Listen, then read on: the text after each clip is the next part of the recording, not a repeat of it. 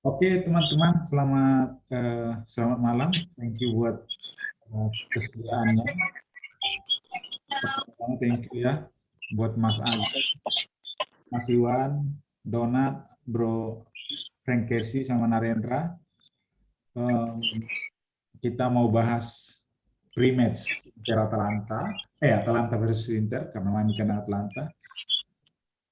Sebelum kita bahas, pripun kabare rencang-rencang, kabarnya gimana? Sehat, sehat. Alhamdulillah. Baik. Alhamdulillah sehat, Alhamdulillah Bang saya. Falco. Nat, sehat Nat? Alhamdulillah saya, Mas. Sedang di mana? Di Tegal ya? Sedang di luar ini. Main di teman. Oh, oke. Jogja, Oke. Jogja. Kota mana, Nat? Kota mana, Nat? Tegal. Kota gede. Kota gede. Kota gede. Oh, kota gede. Oh, dekat ini dong, Godean.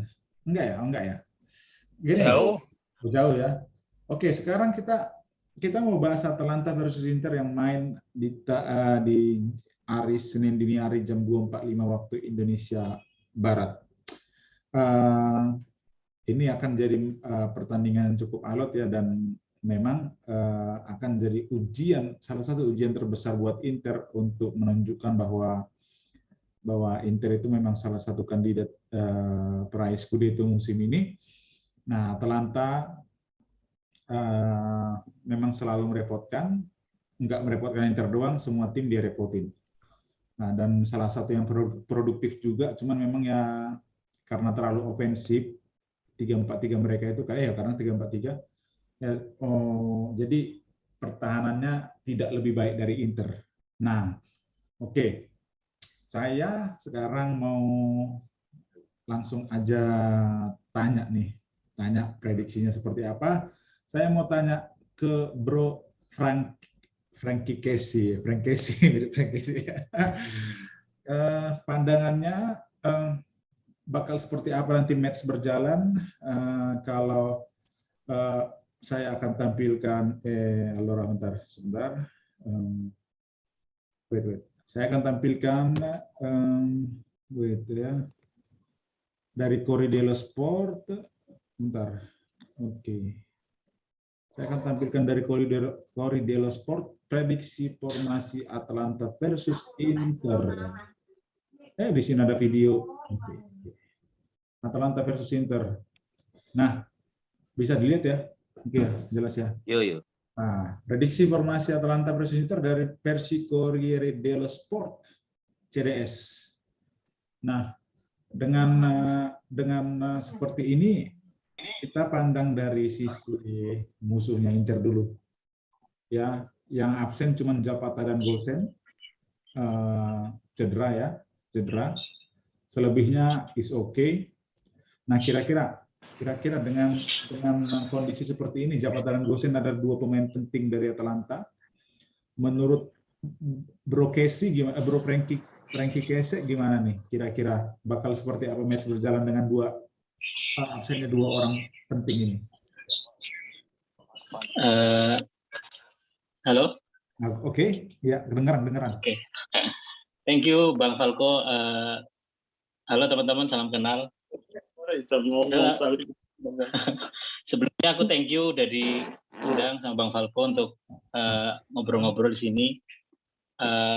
Oke, kita bahas Inter Atalanta.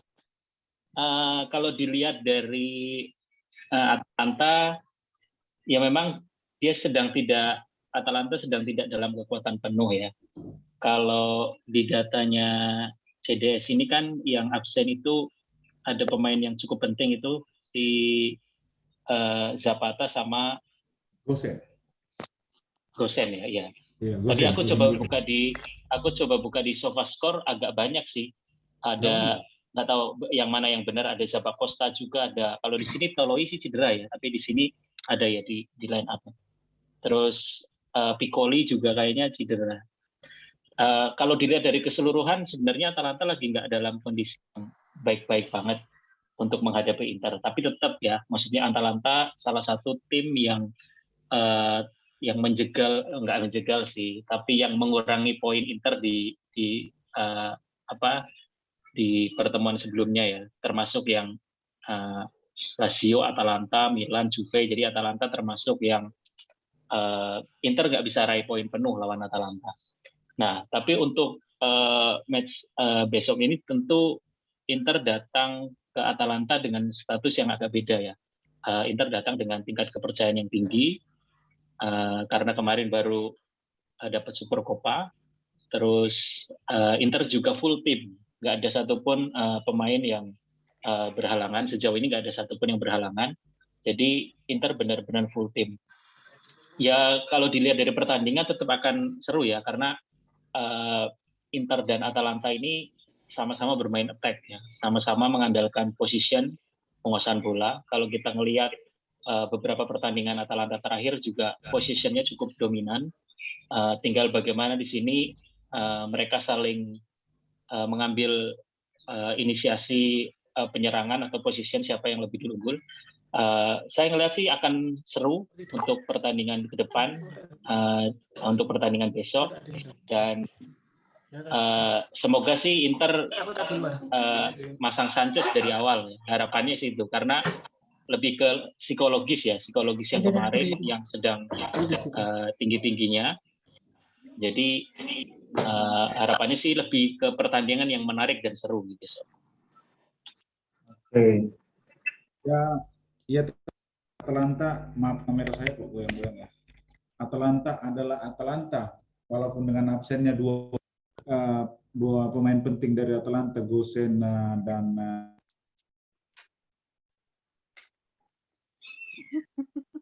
terutama yang perlu benar-benar diwaspadai. Kalau kita ngelihat pertemuan pertama kan sebenarnya Malinowski ya, yang kalau kita flashback ke pertemuan pertama itu benar-benar yang sangat merepotkan sih.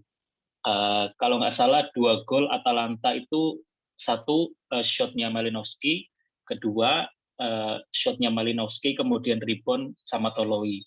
Jadi dan Malinowski waktu itu juga shot tapi sempat kena tiang gawang, reboundnya kena Zapata tapi nggak bisa konversi gol ya. Jadi Malinowski ini benar-benar harus diwaspadai betul sih. Sama jelas Muriel ya. Muriel ini jelas secara skill individu pasti akan sangat merepotkan. Gitu ya, Bang. Benar ya, karena Muriel ini punya apa ya? Punya dia ngocek keren ya, si Muriel ya. Ya.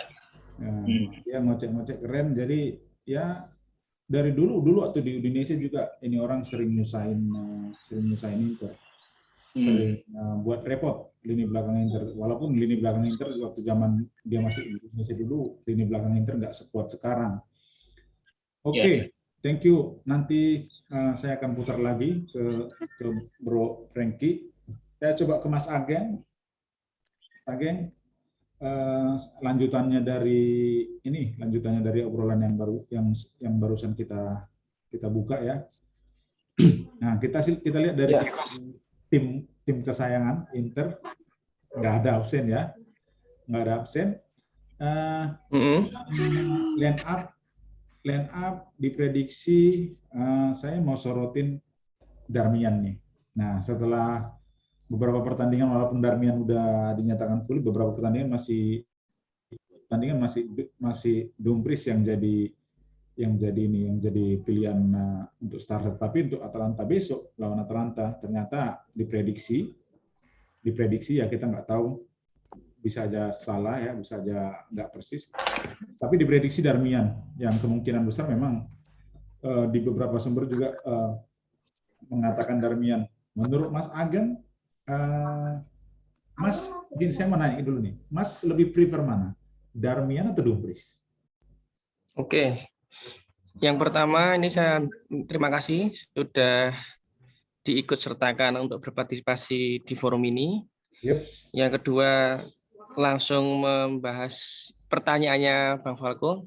Yep. Yang saya lihat atau saya baca sebelum ini ada informasi kalau Darmian dan Sanchez kayaknya turun dari sejak awal waktu kayaknya. Oh iya, Darmian untuk jadi starting line up. Ya, starting line up-nya Inter Milan di besok pagi. Untuk saya dari pertandingan kemarin yang terakhir dengan Juventus, saya lebih prefer ke Darmian untuk saat ini, posisi sekarang ini. Darmian ya? Iya, untuk Darmian ya. Dan otomatis dengan yang keputusan untuk jadi starting line up yang buat besok pagi, saya cukup setuju untuk saat ini, posisi sekarang ini. Terus melihat dari sisi Atalanta yang tadi sudah banyak disampaikan sama Bang Franky, emang benar di posisi level keduanya 3-4-3 posisi mereka, yang posisi Miranchuk, posisi siapa namanya?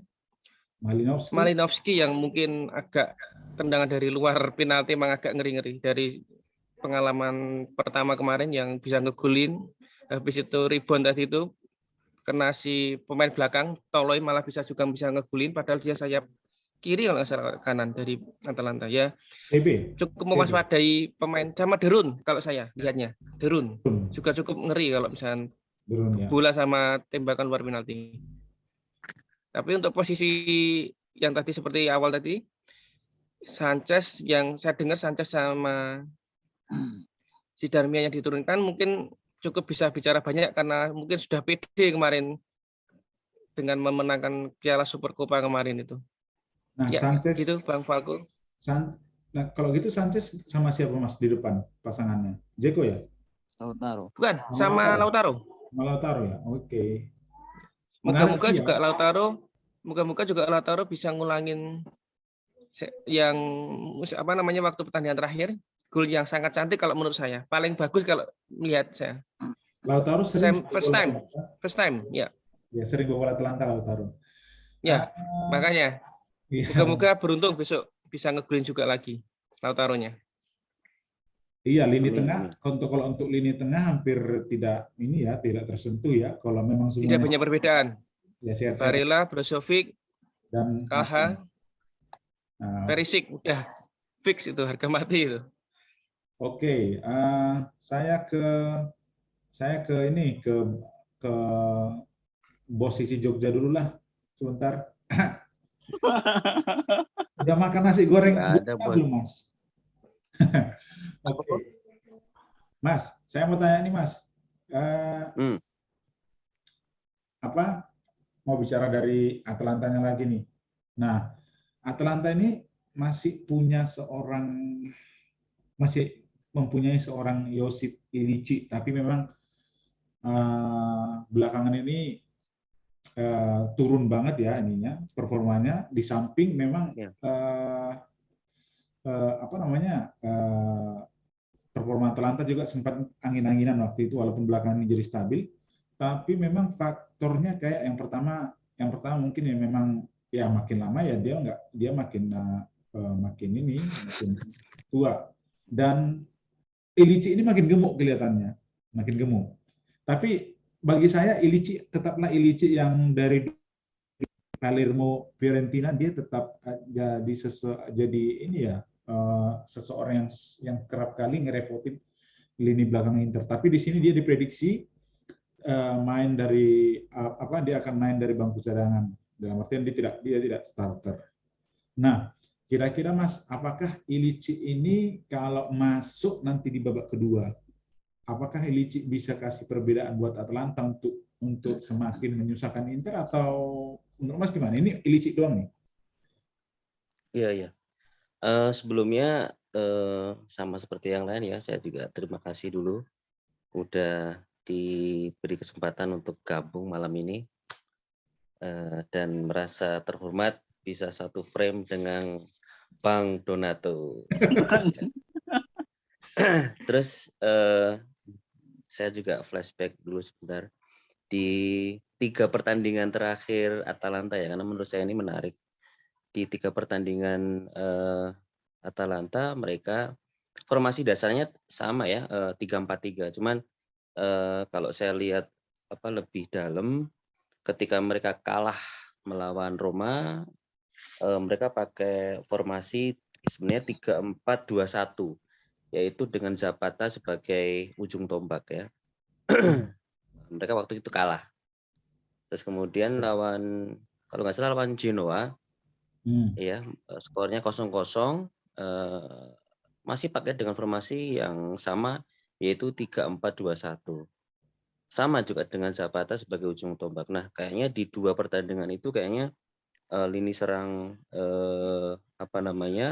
Gasperini nggak begitu oke kan. Soalnya ketika lawan Roma, Ilicic kan juga dipasang ya, dan waktu itu kontribusinya kan kurang kan, kelihatan kalau kurang. Iya, terus kemudian di pertandingan terakhir kemarin ketika melawan Udinese 3-4-3-nya itu sedikit dirubah oleh Gasperini, yaitu pakai 3-4-1-2. 3-4-1-2 yaitu dengan menaruh Pasalic ya. Pasalic sebagai penyerang lubang, dan di 2 striker di depan itu dia percayakan pada Muriel dan juga siapa tadi? Si Malinowski ya. Trio ini yang kalau menurut saya sih dengan kondisi cederanya Zapata kemungkinan masih tetap akan dicoba lagi, dipercayakan pada trio ini ya, yaitu Pasalic, Malinowski dan juga Muriel. Saya sebenarnya malah paling takut tuh malah sama si Muriel ya. Dia secara skill individunya gacor banget sih menurut saya. Terus ditambah dengan tendangan-tendangan ajaibnya si Malinowski. Apa? Itu. Halo? Ya. Iya, ditambah dengan tendangan-tendangan kerennya si Malinowski, kayaknya itu jadi ujian yang sesungguhnya nanti buat si trio ini kita, pertahanan kita. Cuman mungkin dengan balik tadi ke pertanyaan Falco terkait si Ilicic, ya memang Ilicic adalah Ilicic ya. Kita ingat waktu 2 tahun yang lalu kita nonton bareng Milan digulung sama Atalanta, itu kan sebenarnya Milan digulung sama Ilicic ya. Waktu itu kita nonton bareng kan luar biasa banget Ilicic. Cuman makin kesini Ilicic benar tuh agak gemuk ya. Jadi kontribusinya kok menurut saya masih agak kurang lah gitu. Nah, bisa jadi sih nanti ketika dia masuk sebagai pemain pengganti itu jadi sesuatu yang merepotkan. Cuman saya nggak begitu khawatir lah terkait Ilicic. Saya masih jauh lebih khawatir sama Muriel. Nah, yang pengen saya iniin juga ya,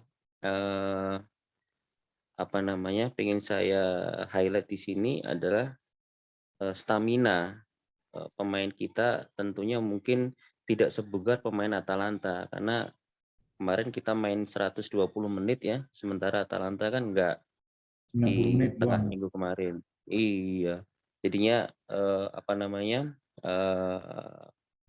mudah-mudahan lah itu bisa diantisipasi sama Simone Inzaghi supaya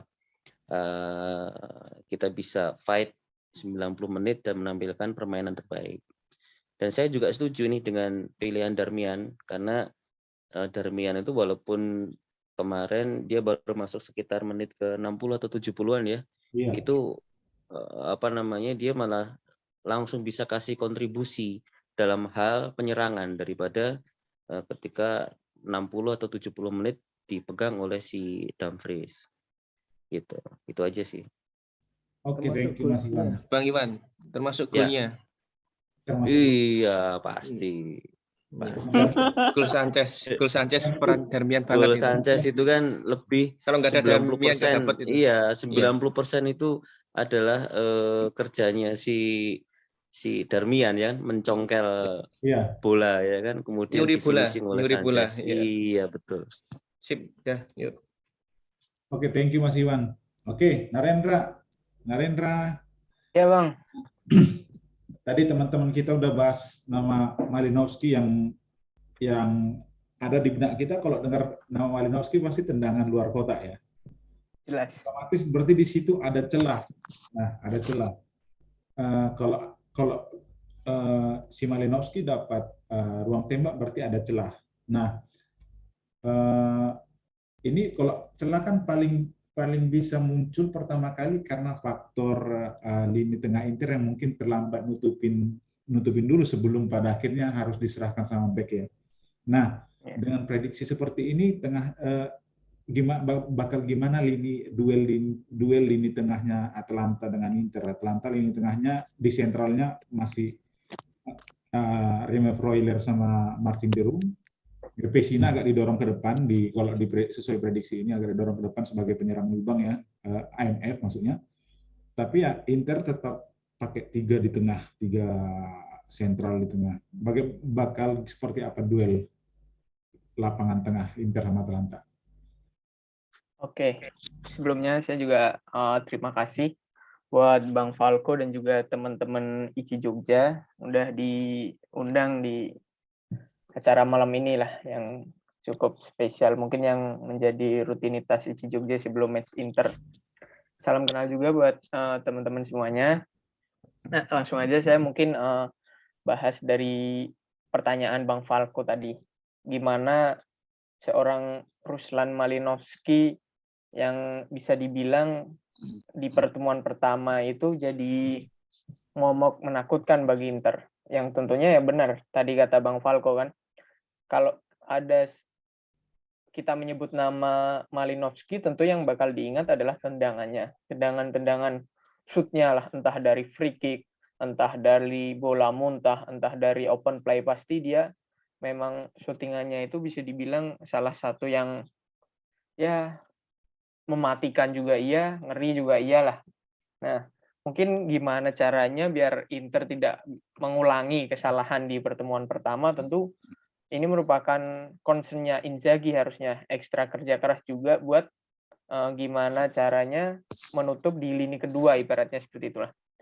Jadi gelandang-gelandang kita kan tentu bisa dibilang juga tiga ini yang dimaksud Barella, Brozovic, Çalhanoğlu juga sebenarnya sudah gelandang yang bagus lah, udah gelandang yang level atas di Serie A. Namun melihat di pertemuan pertama tentu kan masih banyak celah yang harus dilihat jika melihat peluang-peluang Atalanta dari tembakan-tembakan seperti itu. Tentu ini kalau lihat posisinya Malinovskyi kan agak ke depan ya mungkin ya. Apalagi ini mereka kehilangan Zapata. Kalau saya lihat di perakiraan formasi, mungkin Malinovskyi juga bisa dibilang agak ke depan. Nah, biasanya dari 3 gelandang Inter yang agak jemput bola atau agak di sisi belakang di antara 3 itu kan Brozovic. Ya, nah tentunya mungkin jadi concern yang lebih dari Brozovic selain dia memainkan bola, biasanya kan Brozovic jemput bola dari back kalau saat penyerangan. Nah, tentu saat bertahan dia juga concern-nya harus melihat bagaimana pergerakan seorang Ruslan Malinovskyi di luar kotak penalti. Mungkin kalau sudah di dalam kotak penalti saat open play atau apa kan akan menjadi fokusnya trio bertahan back-nya Inter. Nah, mungkin Atalanta juga melihat bahwa kekurangan Inter kan tentu di backup lini keduanya. Nah, tentu ini mungkin nanti menjadi kerja ekstra dari Brozovic ya, walaupun memang Barella dan Çalhanoğlu juga mungkin harus saling bantu-membantu lah. Tapi kalau dilihat dari compare atau dilihat dari pertemuannya bakal sering mungkin Brozovic yang terlibat maksud saya. Nah, mungkin ya jadi concern Brozovic juga gimana caranya selain dia membantu penyerangan saat bertahan dia juga melihat pergerakan dari Malinovskyi sih, Bang. Gitu. Iya, memang lagian karena pertemuan lawan Atalanta itu memang Inzaghi kan masih awal-awal bagi Inzaghi dalam artian dia masih sedang dalam tahap awal untuk menemukan racikan terbaik walaupun pattern-nya lah ibaratnya. Polanya. Pola yang terbaik dan belakangan ini memang terlihat sangat konsisten ya Inter ya. Iya. Dan ini Oke, thank you. Ini aku coba ke Fabrizio Donato ya. Nat. Iya. Ini Nat. Inter sebelum lawan Lazio itu 7 pertandingan nggak kebobolan. Ya kan? Tapi terakhir sebelum lawan Lazio, lawan Torino, Inter terlihat agak kesulitan. Walaupun pada akhirnya menang. Nah, lawan Lazio pada akhirnya kebobolan. Nah, menurut Nina dengan melawan Atalanta yang kita tahu mainnya seperti apa, ofensif banget. Yang kadang juga ada yang bilang taktiknya Gasperini. Kadang-kadang formasi seperti ini, tapi dalam prakteknya memang semua itu nyerang. Semua itu nyerang, dalam prakteknya semua itu nyerang. Jadi, menurut Munat, apakah Inter di sini bisa clean sheet atau gimana? Pandanganmu gimana?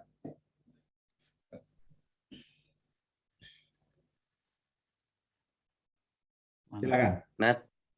Ya. Nat. Inter bisa clean sheet nggak? Inter bisa clean sheet lagi nggak? Ya, assalamualaikum. Oke, monggo. Mana? Udah, Nat, ngomong aja. Oh ya. Assalamualaikum warahmatullahi wabarakatuh. Ya, terima kasih Bang Falco telah undang saya di forum ini. Ya, walaupun saya nggak banyak tahu lah, nggak bisa pintar ngomong lah masalah kayak gini. Tapi kalau menurut aku, kalau Inter ini lawan Atalanta, kayaknya nggak bisa clean sheet sih menurutku, karena ya tahu sendiri kalau lawan Atalanta, kalau menurutku ya semua pemainnya kan menyerang semua, apalagi dari Ruslan Malinovskyi juga itu perlu diwaspadai banget itu karena dari match sebelumnya juga kayak gitu, selalu merepotkan, walaupun ya Atalanta sekarang kehilangan pemain kayak Gosens sama Zapata, tapi menurutku tetap merepotkan, walaupun Inter datang dengan kepercayaan diri dan penuh semangat karena habis juara Supercopa. Supercopa ya. Paling ya yang absen kan Arturo Vidal karena akumulasi kartu kan itu. Ya. Kalau di berita itu katanya akumulasi kartu. Oh iya kan? Iya. Sesat nih prediksinya nih. Oke lah kalau gitu. Kalau prediksi mungkin Lautaro sama Zeko yang dipasang. Kalau lini depannya Bang itu. Lautaro dan Zeko ya. Tapi Inter nggak clean sheet, Nat. Menurutmu nggak akan clean sheet? Kalau menurutku mah nggak Bang. Pasti golan itu. Golan ya. Kemarin aja pas lawan Atalanta yang pas kemarin kan skornya kalau nggak salah 1-1. Imbang kan. 2-2. Pertemuan pertama. Oh 2-2 kan? 2-2 kan? Iya, kan 2-2. Golnya Atalanta Malinovskyi sama Toloi. Kalau golnya itu Inter kalau nggak salah Lautaro Martinez. sama Zeko. Oh iya benar-benar. Aduh, aku kok ingat. Sundulan Zeko. Sundulan Zeko itu. Apalagi ini kan Atalanta dalam tren positif. Kemarin habis mantai Udinese sama Venezia itu. Iya ya. Benar sih. Inter ini jadwalnya nggak enak banget ya. Habis Lazio lawan Juventus capek-capek.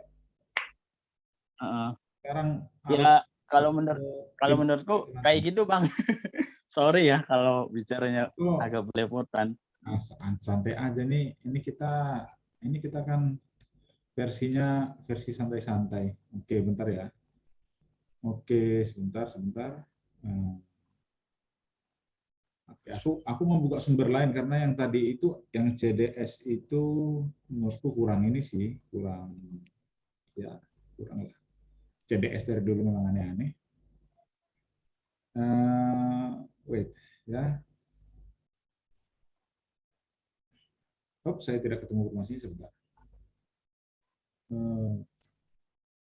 Oke, aku mau kembali ke Mas Sorry, ke Bro Frankie. Sebentar, tapi aku mau buka yang satu ini dulu. Ini kok udah susah dibuka ya. No, which one? Oke, bentar.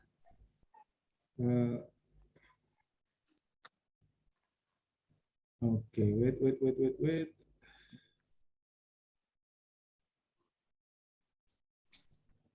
Nobar nggak, Nat? Isu? Di mana tempatnya? Di Nologaten. Iya. Bukan ayam betutu lagi kan? Enggak maksudnya. Oh iya Bang, mau tanya. Apa? Itu kan Bastoni kan sebenarnya kan perannya kan belakang kan? Iya. Kok sekarang jadi ke depan itu kayak DMF itu emang racikannya Inzaghi atau gimana menurut Abang? Bukan DMF sih, dia dikasih free will sama Inzaghi karena punya kemampuan yang nggak banyak back lain tuh punya di mana-mana. Jarang ada back tendangan kaki kirinya ya. Iya. Jarang ada back sejangkung itu berani dribbling, crossingnya bagus kan jarang ya. Tapi memang waktu Inzaghi di Lazio pun yang sering disuruh naik itu malah Acerbi, malah sering bantu-bantu crossing kayak gitu. Cuman Acerbi dibanding Bastoni di umur yang sama, Acerbi dulu masih belum siapa-siapa, masih nggak diperhitungkan dulu Acerbi. Bastoni jauh banget. Jauh. Tapi cuman rawan aja sih kalau pas kayak pas serangan balik lah itu pas Bastoni ke belakangnya itu jauh gitu rawan. Benar sih serangan balik, cuman ini akan kita bahas di sini nih. Tapi itu menurut saya jadi tugasnya si Brozo untuk menutup lubang yang ditinggal oleh Bastoni. Biasanya role-nya itu seperti itu. Iya. Atau kalau nggak Brozo, memang agak beda. Zaman Inzaghi dikasih free will itu si banyak pemain dikasih free will. Zaman Conte enggak. Rendah garis pertahanan kok zaman Conte. Oke. Bro Frankie, nih aku buka satu sumber lagi dari Eurosport.it. Eurosport.it ternyata di sini ada dicantumkan satu lagi pemain Atalanta yang nggak akan main, Berat Jim City. Ini back tak bilang ini back jangkung dan kuat, Berat Jim City ini. Nggak nyangka juga sih dulu, kalau nggak salah di Lecce atau Benevento, lupa soalnya jersinya mirip sih. Dulu dia ini masih gimana gitu, tapi nggak tahu tiba-tiba disulap Gasperi ini jadi seperti ini nih. Nah, agak beda di sini Pak Salis diprediksi main dari menit awal. Kalau di sebelumnya tadi enggak, Pak Salis cadangan enggak, tapi di sisi Inter pun di sini Dumfries yang diprediksi jadi line up. Nah, tapi pertanyaan saya seperti ini nih, menyambung yang dibilang Bro Donat tadi. Bastoni ini kan rajin naik, bahkan tiba-tiba kita nggak tahu, kadang kita nggak memperhatikan, tiba-tiba dia udah dari kotak penalti. Menurut Bro Frankie, sejauh ini sih memang gitu ya, cuman kayaknya Inter kena serangan balik kayaknya fine-fine aja. Maksudnya dalam artian secepat itu transisi dari menyerang ke bertahannya Inter kok bisa secepat itu, aku masih heran sampai sekarang sebenarnya.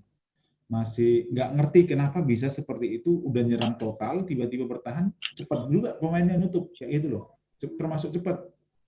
Menurut Bro Frankie, apa sih rahasianya kok bisa seperti itu? Inter itu bisa habis nyerang, diserang balik, nutupnya nggak telat gitu loh. Padahal tinggal nyisain Depay, apalagi lawannya, kalau lawannya Inter itu yang main dengan satu striker ini, Atalanta ini satu striker, Muriel. Kemungkinan bakal Depay doang yang tinggal. Dan transisinya kok bisa seperti itu, Bro Frankie gimana kira-kira pengamatannya? Transisi ya. Iya. Kalau ngelihat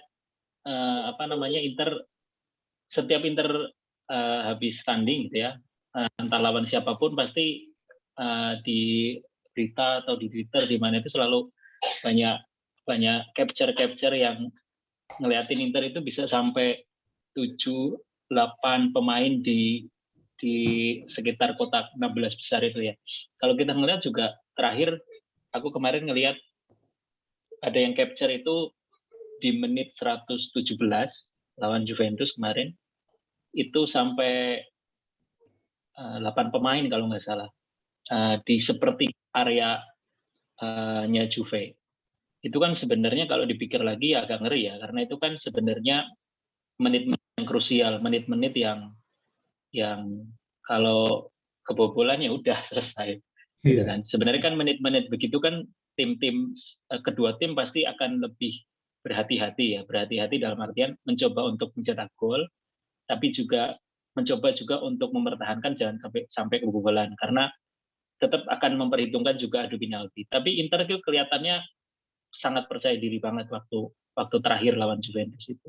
Tapi memang kalau secara statistik kekuatan Inter kan itu memang di pole position ya, dan passing antar pemain itu benar-benar benar-benar sangat kuat gitu. Kalau ngelihat beberapa pertandingan Inter sih, kalau aku nggak terlalu khawatir waktu mereka passing di area pertahanan lawan ya. Yang sebenarnya agak deg-degan kalau passing di area pertahanannya sendiri gitu kan. Ya walaupun 95% akan berhasil, tapi kan ada kemungkinan berapa persen yang gagal, yang kemudian akhirnya bisa jadi blunder. Kalau nggak salah, aku lupa kemarin atau yang lawan Lazio itu kan sempat Brozovic sempat lepas satu bola ya, yang lepas satu bola dan itu agak berbahaya. Nah kembali lagi ke Bastoni. Sebenarnya kalau kita lihat itu bukan hanya Bastoni yang suka naik, memang kelihatan banget naik karena kemarin lawan Lazio dia perannya mencetak gol sama assist. Tapi Skriniar juga itu kan yang sebenarnya kita jadi maksudnya heran juga, ini Skriniar juga ikut maju, Bastoni ikut maju. Tapi kalau ngelihat kalau mereka back pass kembali ke belakang tetap ya transisi pemain itu benar-benar diatur sih sama Inzaghi. Ya kalau kita ngelihat pas Basto ke depan itu nanti di sisi kanan di tengah itu tetap Brozo sama Bare itu maksudnya tetap dia menjaga benar-benar kayak benar-benar sudah diinstruksikan untuk standby jika ada bola yang terebut atau ada serangan balik yang terjadi, benar-benar mereka harus benar-benar bisa cover gitu. Tapi kalau aku ngelihat kuncinya di transisi pemain Inter benar-benar terjaga sih. Jadi walaupun Bastoni misalnya kalau kita ngelihat ya, kadang Bastoni itu kan seperti bertukar peran dengan Perisic. Jadi kalau Bastoni naik ke sayap, Perisic yang nutup dia di agak ke belakang gitu kan. Kadang kita juga ngelihat waktu Inter sudah diserang, kok Perisic udah di dekat gawangnya kita sendiri gitu kan. Perisic sudah maksudnya standby di defense gitu. Jadi kan benar-benar komunikasi antar lini kiri sama lini kanannya Inter itu benar-benar terjaga. Jadi Basto sama Perisic nggak tiba-tiba mereka di depan dan mereka lepasin area kiri mereka atau Dumfries sama Skriniar lepasin area mereka. Jadi kelihatan memang mereka ini kayak transisi pemain antar lininya benar-benar kuat sih. Itu yang terjaga dan jarak antar pemain itu terjaga dan nggak tubrukan gitu. Kayak sudah saling nyetel. Ini sih kerennya Inzaghi. Sama-sama 3-5-2 dengan Conte, tapi 3-5-2 yang berbeda. 3-5-2 yang kalau Conte nggak mungkin, itu marah-marah itu kalau posnya ditinggal-tinggal. Kalau itu dimaki-maki sama Conte kalau ditinggal-tinggal. Kalau ini kan kayak ngelihat tiba-tiba sudah di Basto udah di depan, tiba-tiba Skriniar udah di depan. Cuma De Vrij aja sih yang memang standby tetap di belakang, dia nggak kemana-mana. Itu sih kalau aku lihatnya. Berarti salah satu kuncinya adalah berarti Basto ini udah klik banget sama Perisic komunikasinya ya di lapangan ya, udah klik banget ya. Ya, lebih ke Perisic sih. Untuk timing kapan saya ganti kamu punya rule bentar, kapan saya ke sini, kapan saya berarti ada di komunikasi mereka berdua salah satunya yang ini. Yang Aku ngelihat juga kematangannya Perisic ya, kematangannya Perisic yang maksudnya ya beda banget setelah dia pulang dari Munchen itu kan benar-benar sosok yang sangat dewasa, benar-benar sosok yang benar-benar dia ngalah kan. Itu kan bukan posisi aslinya dia. Dia kan dipaksa untuk bisa menyerang dan bisa bertahan. Tapi Perisic melakukannya itu dengan baik. Dia kayak benar-benar oke, aku ambil ini peran. Dan waktu dia bertahan pun dia benar-benar ambil peran. Waktu dia benar-benar maksudnya bisa bertahan dengan baik, dia langsung kayak ngeluarin leadership-nya dia kan. Maksudnya kasih tahu teman-temannya gini, kasih tahu posisi-posisinya gitu kan. Jadi ngeliatin ya kayak kita ngeliatin kemarin momen apa ya? Aku lupa. Mungkin habis Lazio mungkin ya yang Vecino agak dimarah-marahin sama Perisic. Yang agak lepas position juga kan. Maksudnya ya kedewasannya Perisic ini benar-benar membuat Bastoni juga ini kan lebih apa namanya istilahnya lebih bisa percaya, lebih bisa bebas. Iya sih, memang pengaruh dia, dan itu memang salah satu pengaruh pemain yang udah pernah memenangkan sesuatu yang gede, dalam artian contoh Liga Champions, ya kan? Untuk treble kan? Treble atau 4 gelar di Munchen dia. Itu. Nah, itu salah satu pengaruhnya. Dia membawa spirit winner lah ke teman-temannya, ditularkan seperti itu. Berarti ada salah satunya ada di situ ya, karena memang Skriniar sama Basto memang sama-sama rajin naik, cuman Basto itu lebih rajin naik karena dia berani dribble. Dia lebih rajin. 1, 2, 3 dilewatin bisa, dia masih nekat itu loh, masih nekat. Takutnya kan putus, tapi kayaknya nggak pernah putus. dia dribble kalau berani gitu. Belum pernah sih dia. Oke. Ini nih, Mas Iwan. Tadi Donat nggak yakin kalau Inter bakal clean sheet. Kalau Mas Iwan gimana?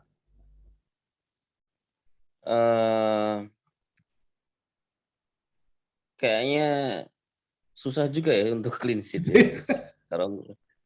Kalau ngelihat trio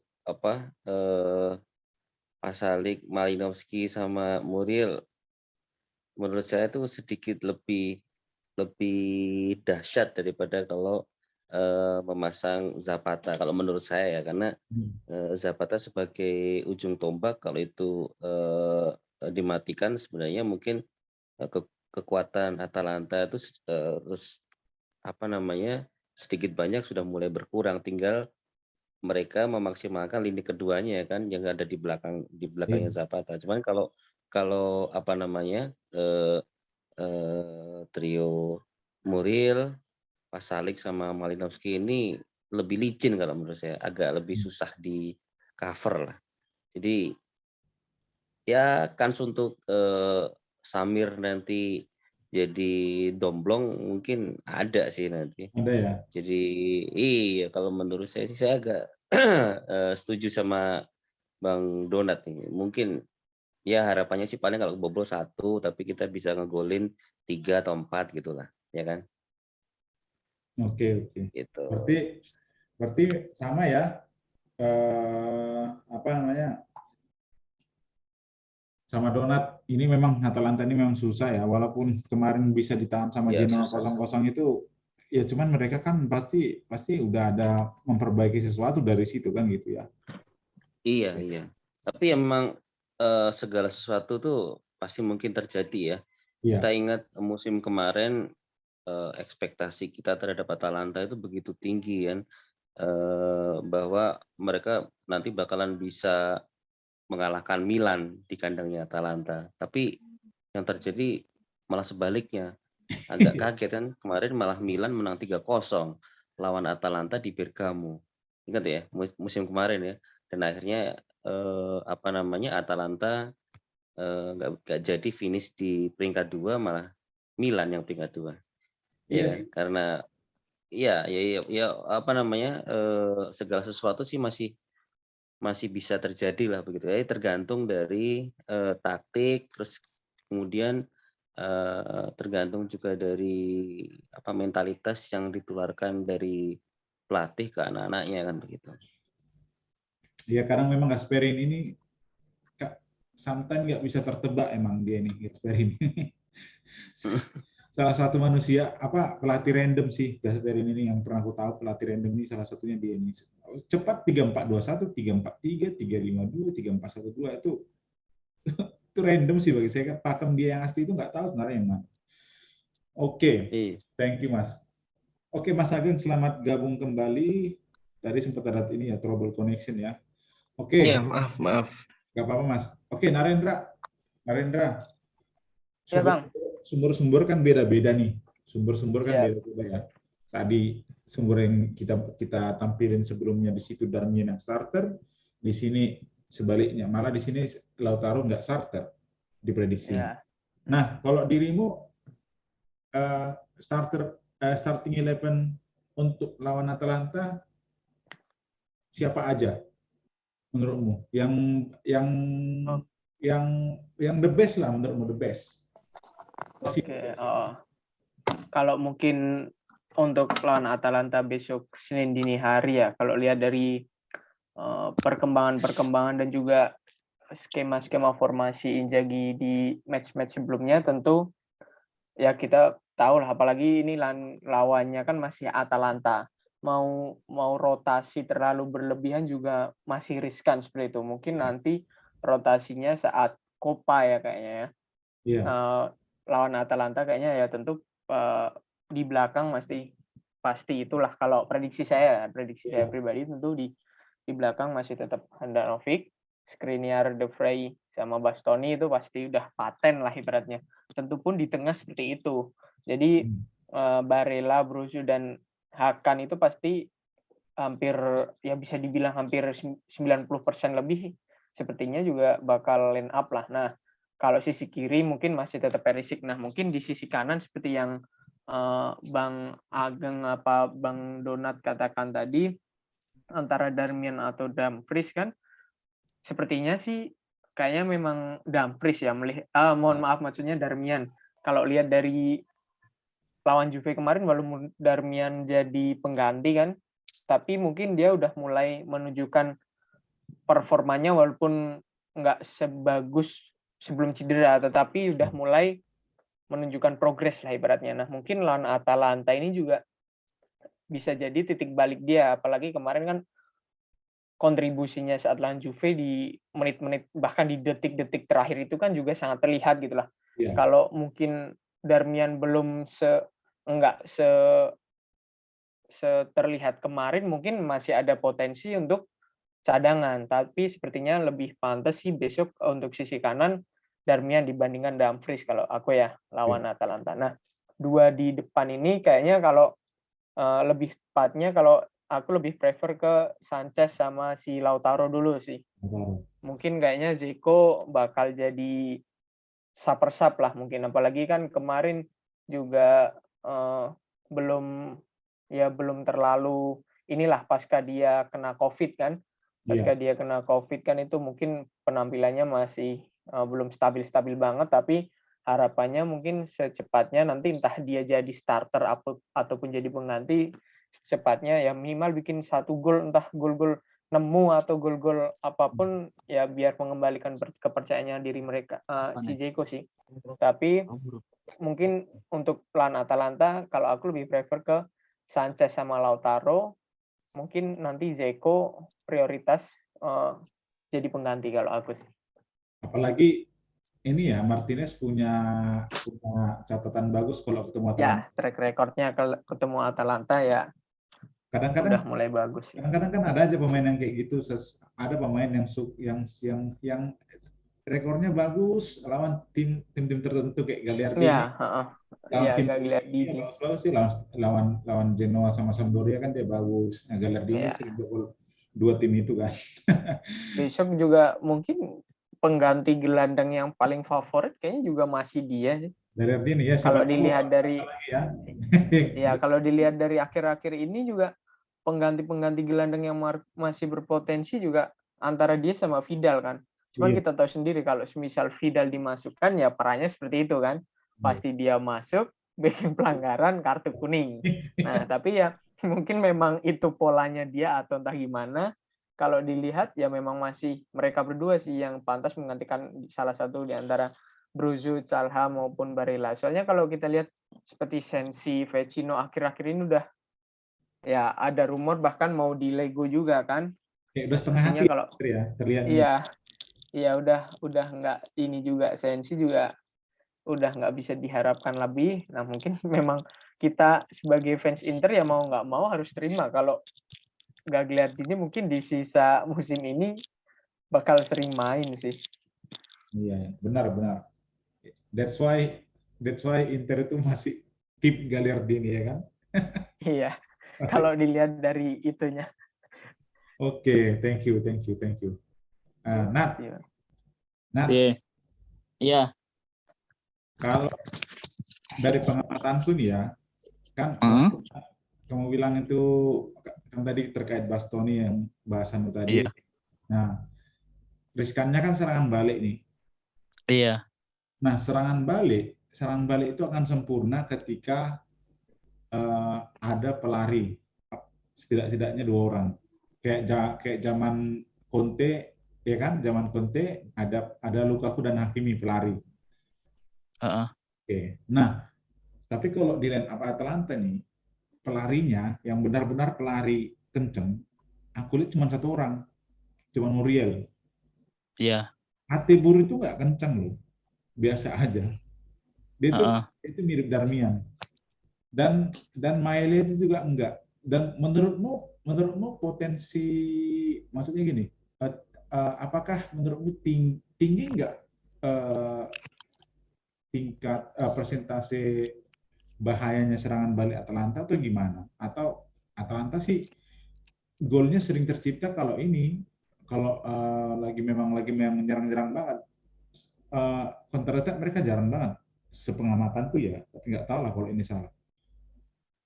Menurutmu gimana serangan balik Atalanta?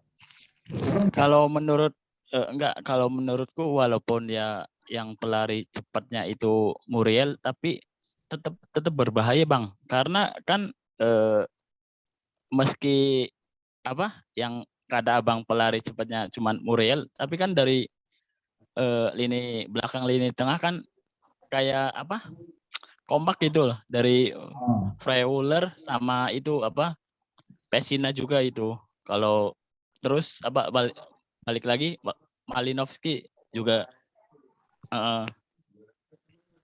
ya tetap berbahaya sih kalau menurutku, walaupun pelarinya cuma 1.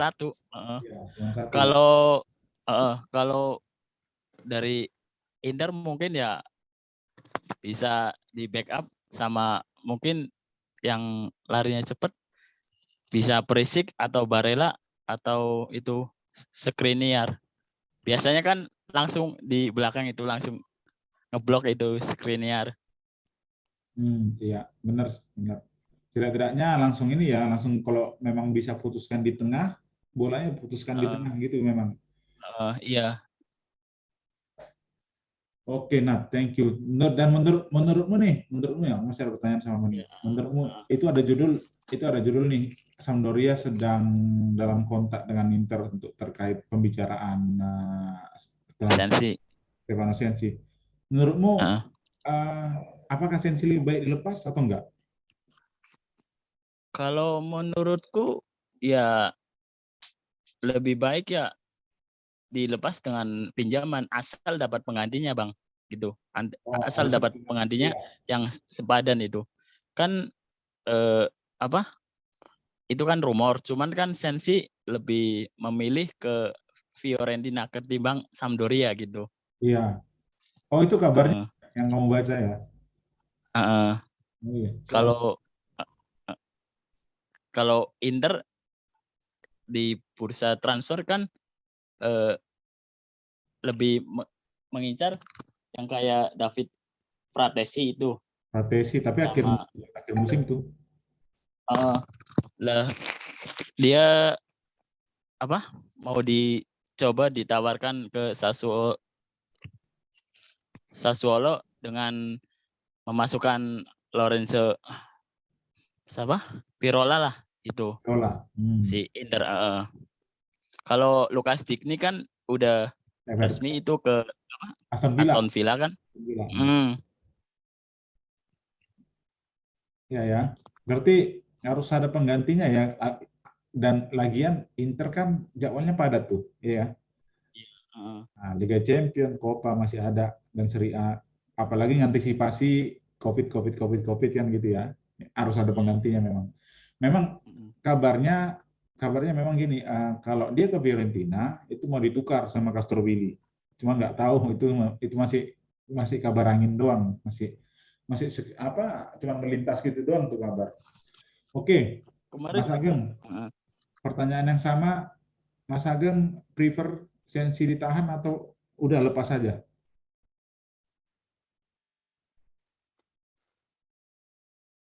Tes. Kayaknya ini nih ya. Mas Ageng bisa dengar suara?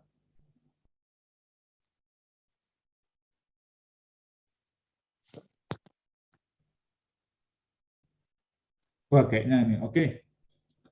Ke Mas Ageng bisa dengar suara?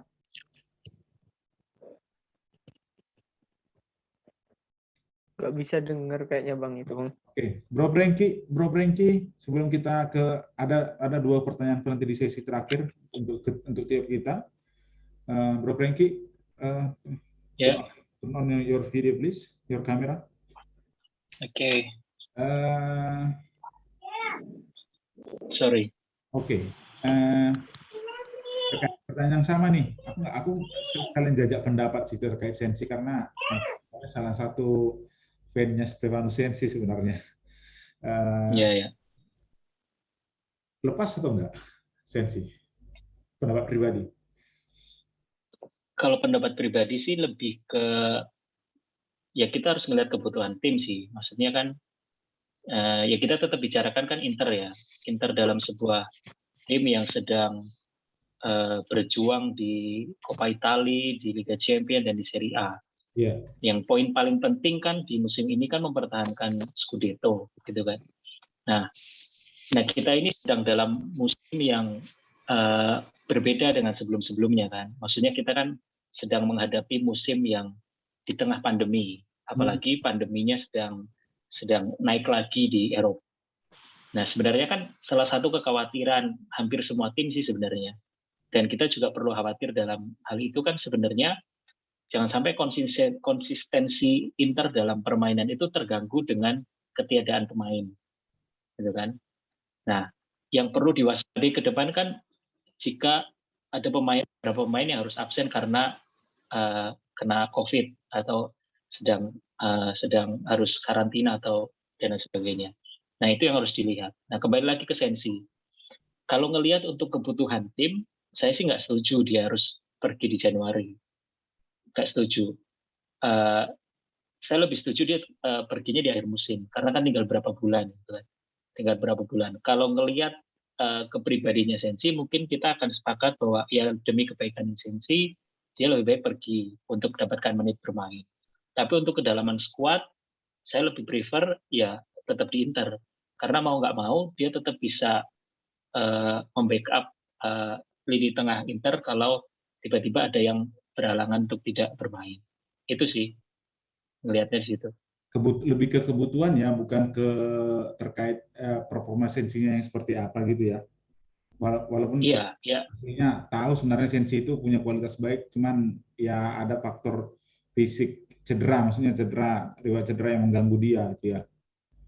Ya betul, ada sisi-sisi yang yang mengganggu dia. Tapi kan kalau kita flashback lagi sebenarnya ke awal kedatangannya dia itu kan sebenarnya salah satu pemain yang sangat menonjol di eranya Conte di awal. Maksudnya dia starting 11, kemudian dia begitu cair dengan formasi 3-5-2-nya Conte, dan sebenarnya di tangan Inzaghi ini kan dia hanya terkendala oleh dirinya sendiri gitu. Nah kalau walaupun memang dia mungkin belum bisa berkontribusi besar, tapi saya agak khawatir kalau misalnya Sensi pergi dan tidak ada penggantinya, itu agak membahayakan skuad sih, karena ya kita tahu maksudnya pandemi ini kan tiba-tiba ada 5-7 pemain yang nggak bisa tampil, padahal ketentuan Liga Serie A cuma selama ada 13 pemain boleh main. Kan itu sangat terlalu berisiko sih. Berisiko, iya ya. Oke, jawabannya sangat ini ya, sangat menarik ya. Maksudnya lebih apa ngambil lebih ke pendekatan timnya, bukan mengutamakan apa Personal, iya. ya, saya suka sensi atau enggak. Menarik sih. Heeh. Menarik. Oke. Oke, ini di dua pertanyaan terakhir di sesi ini. Yang pertama saya mau tanya ke Mas Ageng, bisa dengar suara saya? Bisa, dengar suara saya. Oke, thank you. Oke, karena kita bahasnya pre-match, aku akan nanya prediksi skor. Tapi prediksi ya, jangan harapan. Prediksi. Oke. Tapi gini, sebelum jawab itu ini ada sedikit rumor yang agak lumayan mengganggu, tapi walaupun rumor doang. Sebelum jawab itu. Menurut Mas Ageng, ini ada rumor nih, Atletico dan Manchester United ini sedang menjajaki kemungkinan membajak Simone Inzaghi dari Inter. Mas bakal galau nggak kalau Inzaghi langsung cabut? Ya, ini saya juga dengar tadi, lihat berita juga ini. Iya kan? Manchester sama MU sama ya, MU sama AM Atletico Madrid. Iya. Beritanya mau bajak siapa namanya Simone Inzaghi. Padahal di posisi mereka ada Rangnick dan ada Diego Simeone yang sebenarnya juga masih on the track kalau dengan posisi yang masuk, kalau yang Rangnick kan menggantikan oleh.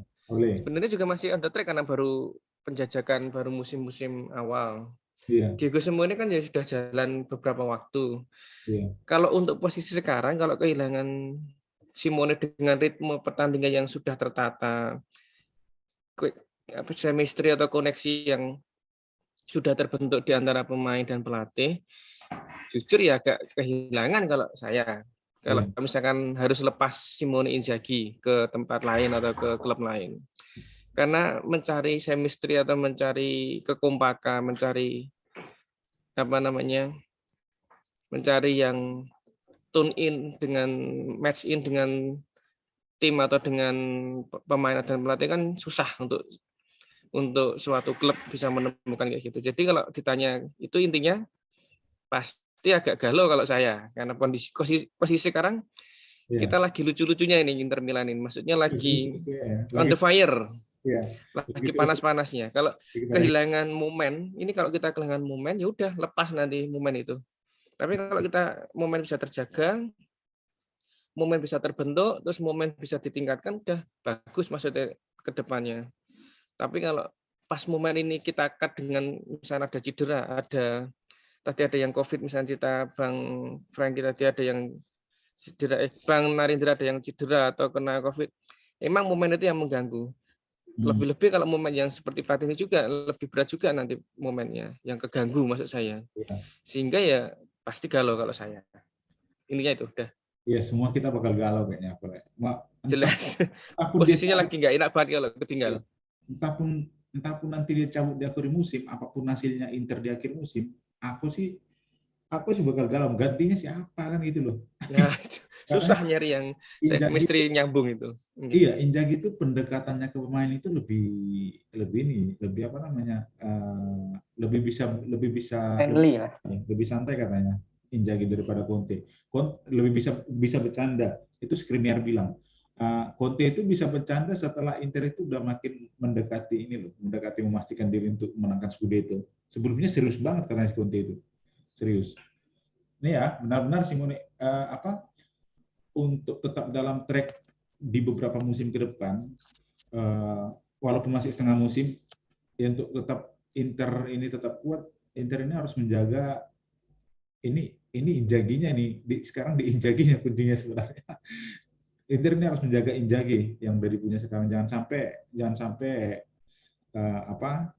cepat banget dia berkisah di Inter kan gitu. Siapa bilang kalau tahu si Biapri bilang sampai bilang gini, karena Biapri, Luca Mastrangelo itu interista orang Itali, mereka itu udah bilang gini, aku nggak tahu lagi mau bilang apa, ini Luca Mastrangelo nih, Aku nggak tahu lagi mau bilang apa. Aku ini udah benar-benar jatuh cinta sama Inzaghi. Tolong kontrak seumur hidup kayak gitu, sampai segitunya loh. Tolong kontrak seumur hidup sampai dia benar-benar pensiun dari dunia sepak bola. Biapri juga bilang kayak gitu. Jadi sampai dia bilang, saya nggak tahu sih kapan terakhir kali Inter main seperti ini katanya. Atau malah nggak pernah. Gitu. Internya Inzaghi maksudnya. Dulu kayaknya nggak pernah ngeliat seperti itu. Oke, nah sekarang ini Mas Ageng, saya mau tanya prediksinya. Ini prediksi ya Mas, jangan harapan ya. Jadi Mas sampaikan prediksi sesuai dengan pengamat bola, jangan sebagai interista. Nanti jadi jatuhnya jadi harapan tuh. Prediksi dulu. Prediksi. Ya, Atalanta Inter. Saya juga sempat lihat prediksi di beberapa informasi tentang pertandingan Atalanta Inter besok. Ya. Kayak misalkan tadi saya lupa ada Atalanta 45, terus ada seri berapa persen, Inter emang posisinya beberapa agak tinggi sedikit. Ya. Posisi persen untuk menang maksudnya. Ya. Ini ya like dislike, bukan saya harus Interisti atau enggak terus kita ngomong harus Inter menang, tapi ya tetap poin 1-2 untuk Inter menang. Okay. Karena kita juga nggak mungkin melepas, nggak bisa kegulan karena ini posisinya juga Atalanta penyerang, sisi menyerangnya juga atraktif, terus dia juga menyerang agresif juga. Jadi kita maksudnya kita menjaga tidak kegulan juga agak susah. Jadi 1-2 menurut saya. 2. Oke. 1-2 ya. 1-2, thank you. Mas Iwan, prediksinya gimana? Prediksi ojo harapan. Ya, kalau melihat kondisi tim, dua tim ini 1-2 lah sama. 1-2 ya? Kita mah, ya 1-2. 1-2. Oke. Yakin. Sebutin satu dong nama pencetak gol. Satu aja. Nama pencetak gol kira-kira siapa? Calha. Cala. Oke, Cala Noglu. Iya. Aku pingin Barella golin sih. Udah lama nggak golin nih orang. Oke. Sebenarnya kalau Sensi main, saya pengennya juga Sensi yang ngegolin. Oh, biar semua karena saya ini biar semua golin ya. Iya, karena saya sebenarnya juga pengagum Sensi dan saya juga termasuk orang yang tidak rela sebenarnya kalau Sensi itu pergi, karena kalau boleh saya kasih surat ke Sensi, saya akan minta dia untuk bertahan karena ini kan juga masih ada beberapa ajang yang Inter ikuti kan. Masih ada Copa ya kan, masih ada ya Serie A juga masih separuh, artinya sebenarnya kesempatan itu masih ada. Artinya kalau dia bisa sabar sedikit menunggu momen, kayak kita belajar atau kita lihat dari kesabarannya Erikson tahun kemarin lah ya. Dengan begitu sabarnya dia menunggu momen, dan ketika momen itu datang dia manfaatin sebaik-baiknya dan beneran boom dia bersinar. Nah, ini Sensi ini kalau menurut saya mungkin dia kurang sedikit sabar ya. Iya. Karena kan kemarin sebenarnya dia sudah mulai mau tune in, tapi ternyata dia dapat cedera. Nah, berkurang lagi menit bermainnya kan gitu. Jadi kalau ditanya siapa yang pengen golin, sebenarnya saya pengennya Sensi yang ngegolin gitu. Semoga lah, kita nggak pernah tahu ya kan, dia masuk babak 2 dia tahu-tahu gol gitu ya kan. Asalkan nggak RG5 aja lah. Waduh, kalau dia golin Mas, itu makin ini satu golnya akan menambah setengah tahun masa baktinya di Inter. Jadi makin lama kita deg-degan ya. Iya. Kayaknya itu nomor 5 nanti dipensiunkan sih. Iya, iyalah. Terakhir setelah nomor 4 nomor 5 ya. 3, 4, 5 udah nggak boleh dipakai gitu. Coba Nat. Iya. Kamu kan tadi bilang nggak clean sheet tuh Inter tuh. Terus prediksimu berapa?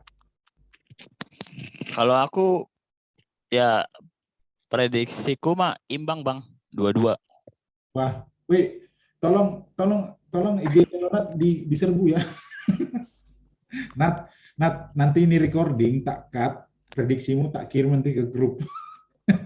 Tolong ini orang ini orang diadili. Oke, berarti kan, ini kan nggak harapan ya? sesuai enggak maksudnya sesuai prediksi. Kalau harapan ya pengennya menang, tapi kalau prediksi kan ya imbang lagi. Ya mau gimana lagi ya? Bang Donat pengen ngajak seru-seruan sama Milanisti soalnya, biar tempel-tempelan. Iya Nat ya, baik banget lu jadi Interista. Kalau semakin jauh kan nanti ya mereka pada ya gimana pada langsung putus asa. Biar semakin seru lah. Iya, oke, karena Atalanta juga lawannya ya. Kalau lawan Salernitana masa kamu bilang 2-2, ketapel online loh. Oke, tak pelintang. Oke, thank you Nat. 2-2. Kalau 2-2 nyetak gol siapa Nat? Galerdi. Kalau 2-2 enggak Brozovic sama satu orang aja lah. Brozovic. Brojo. Oh, Brojo.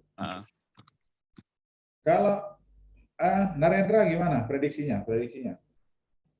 Oke, kalau aku sih prediksi 2-1 sih, sama mungkin dari sekian banyak skor kayaknya paling laku 2-1 karena kemungkinan clean sheet juga ya gimana lah 50-50 antara clean sheet atau enggak. Tapi kalau harapan pengennya clean sheet, walaupun itu 1-0 pengennya clean sheet kalau harapan sih ya. Prediksi. Tapi kalau prediksi kayaknya 1-2. Goal scorer? Zico kalau aku. Oh, Edin Dzeko. Ya penting sih buat dia. Iya. Striker udah buat ngembalin percayaan dirinya lah, entah dia dari starter ataupun dari cadangan. Kalau aku memang karena tugas utama seorang striker kan mungkin cetak gol ya, walaupun dari nanti kalau kelamaan nggak cetak gol juga kepercayaan dirinya menurun. Oke, thank you. Oke, yang terakhir, Bro Franky, prediksinya gimana nih? Prediksi bukanlah harapan, ya kan? Kalau prediksinya imbang nanti dibully di grup Bang. Enggak sih, saya nggak prediksi imbang karena kalau berkaca di Lazio Inter Lazio kemarin, ngelihat Inzaghi benar-benar belajar dari pertemuan sebelumnya gitu. Jadi dia nggak ingin pertemuan sebelumnya lawan Lazio kan kalah. Dan dia benar-benar belajar untuk benar-benar bisa dapat 3 poin. Berarti kan dia benar-benar akan mempersiapkan pertandingan lawan Atalanta, dia benar-benar pengen juga 3 poin gitu kan. Jadi kalau aku sih prediksinya menang. Kalau ngelihat Atalanta termasuk tim yang belum konsisten kan Atalanta, walaupun dia di papan atas ya, kemarin belum lama juga kalah lawan Roma 1-4, terus artinya belum sisi defense-nya belum sekuat yang seperti tim-tim papan atas. Jadi rasanya aku optimis sih Inter akan mematahkan, tetap menang, dan Inter mau mematahkan tren 3 pertandingan yang cuma menang selisih 1 gol. Jadi aku prediksiku 3-1. 3-1. Oke. Ya. 3-1. Prediksi kita sama 3-1. 3-1. Nggak peduli main di Bergamo, soalnya memang dari dulu Inter kesusahan menang di Bergamo. Terakhir kali Inter kembali menang lagi ketika si Mancini balik ke Inter, Roberto Mancini. Itu enggak, di Conte menang kok 2-0 kok. Bukan, terakhir. Bukan. Oke, di Conte menang. Maksudku pas zaman kelam setelah Mourinho pergi, bahkan setelah Mourinho pergi, itu tuh Inter itu di kandang di Bergamo nggak pernah menang sampai Mancini datang lagi kedua kalinya. Itu, iya. Itu baru kedua kalinya. Ya. Sekarang Bergamo nggak gitu ini lagi lah, nggak gitu menakutkan. Nggak terlalu angker lah ya. Nggak dulu kan namanya Stadio Atleti di Azzurri kan, sekarang namanya Gewi Stadium. Nah, Gewi Stadium itu udah nggak menakutkan. Lebih menakutkan Atleti di Azzurri. Lebih menakutkan. Oke, thank you. Kita nggak terasa udah sejam lebih. Oke, terima kasih. Yang cetak gol nggak ditanya ini, Bang. Hah? Oh iya. Cetak gol. Sorry, hampir lupa. Yang cetak gol siapa nih? 3-1. Pengennya ya. Pengennya Kolarov, tapi udah nggak mungkin main kan dia.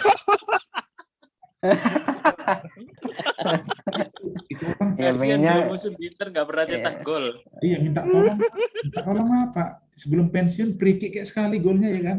Kasihin ya satu. Iya. Dia kan belum pernah cetak gol di Inter itu. Iya, asis doang pernah, asis doang tapi gol belum. Ya. Tapi reputasinya dia kan maksudnya tetap ya yang orang yang bisa mencetak gol kan walaupun dia pemain di belakang. Semoga lawan Empoli nanti di Copa lawan Empoli. Empoli atau Hellas sih? Empoli. Nah, dia main terus Inter dapat free kick, spotnya persis spot Kolarov. Ya. Dia ngambil gitu. Kipernya Kordas sekalian ya kipernya. Iya, Kordas. Kolarov cadangan terus dimasukin aja untuk ngambil itu doang. Nanti kalau gol dia keluar lagi. Nanti nggak tahan dia main. Siapa nih yang cetak gol? Prediksinya? Perisic dapat 1. Oh, Perisic ya. Perisic. Nggak ada yang bilang Martinez ya, kan Martinez rajin bawa Atalanta ya. Nggak ada yang bilang Martinez. Oke lah, nggak apa-apa. Ya. Aku lah yang bilang Martinez. Karena udah pasti dapat juga dia. Zoom meeting. Oke, thank you. Tadi hampir kelupaan. Thank you buat teman-teman. Ya, memang awalnya mau 3 orang sekian, pada akhirnya Donat setuju. Karena Donat setuju, Mas Iwan tertarik untuk gabung. Andai nggak ada Donat, Mas Iwan nggak tertarik untuk gabung. Ya kan, Mas? Yo, besok-besok Bang, besok-besok lagi saya tertarik dah kalau pertanyaannya seperti ini. Intinya jangan susah-susah.